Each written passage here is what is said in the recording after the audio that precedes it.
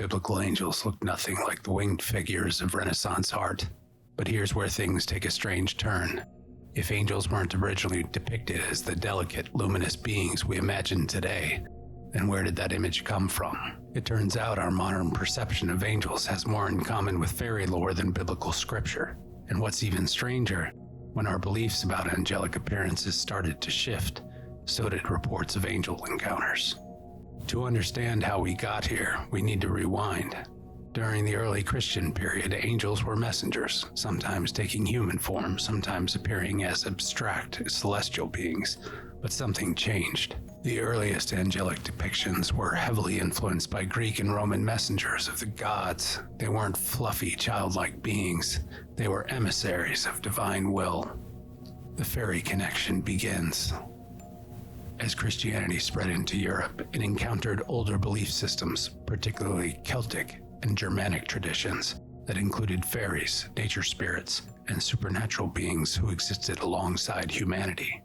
Artists influenced by pre-Christian beliefs started blending fairy-like characteristics into their depictions of angels. Renaissance shift.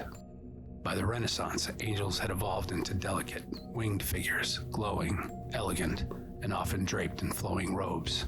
But these figures look strikingly similar to pre-Christian fairy depictions.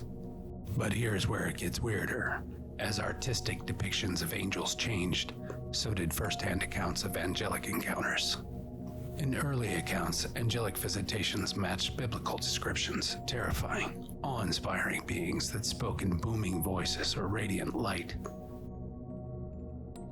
Pre-1400s. Fiery beings with multiple wings, human-like figures radiating divine presence but with overwhelming power, often appearing in moments of extreme crisis or divine intervention. Post-Renaissance reports.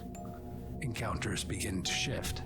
Angels now appeared as luminous, humanoid figures, often described as beautiful, winged beings. Reports of guardian angels started mirroring fairy encounters, gentle, glowing figures, providing a guidance or warning. Victorian and New Age movement. By the Victorian era, angel encounters were indistinguishable from fairy encounters of earlier centuries. Luminous, humanoid beings with delicate wings offering guidance, often appearing in nature-filled settings. Have we just swapped labels? Here's where Fortean analysis comes in. If fairy lore gradually shaped our angelic imagery, could the same thing be happening today with another phenomenon? Patterns and reports over time. If you take angel encounters from the 1800s and compare them to medieval fairy lore, they sound eerily similar.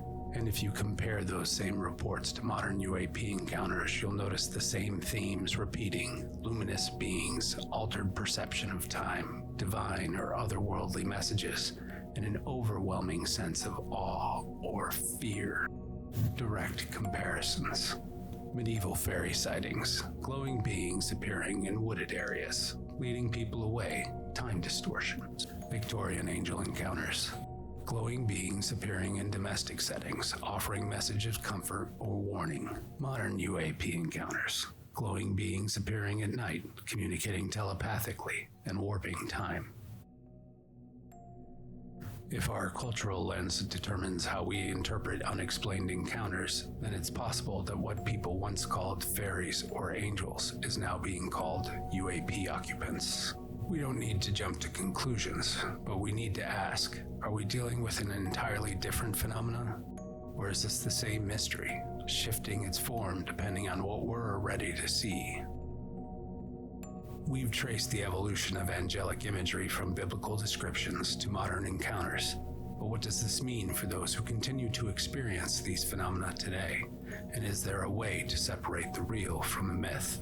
At Fortean Winds, we follow the data, not the assumptions. If the patterns are there, we'll find them. If you've had an encounter that defies explanation, let us know. Because history tells us one thing: this phenomenon, whatever it is, isn't going away.